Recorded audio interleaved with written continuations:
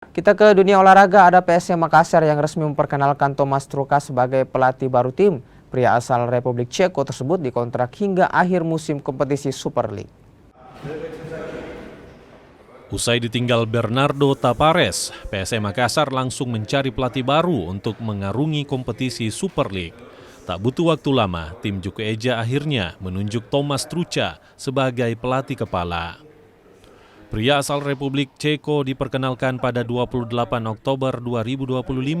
Pelatih berusia 54 tahun itu tercatat pernah melatih dua klub Malaysia, yakni Penang pada periode 2021-2022 dan Kelantan United pada 2023. Thomas Truca dikontrak hingga akhir musim Super League 2025-2026. Dengan komunikasi yang sudah berjalan, coach punya pandangan yang sama, bahwa tim ini punya potensi yang masih bisa bersaing di level atas, dan dengan kesempatan yang masih ada di sisa pertandingan ke depan, target itu tetap kita pegang hingga awal.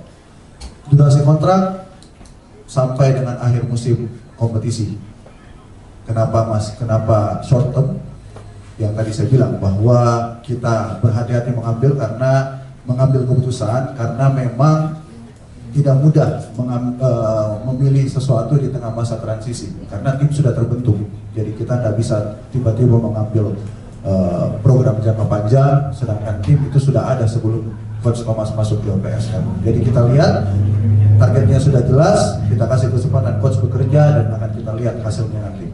Debut Thomas Truca di PSM akan diuji pada laga kandang melawan Madura United di Stadion B.J. Habibie Parepare, Sulawesi Selatan pada Minggu 2 November 2025. Laga ini bertepatan dengan HUT PSM ke-110 tahun. Arif Tirtana, Kompas TV Makassar, Sulawesi Selatan.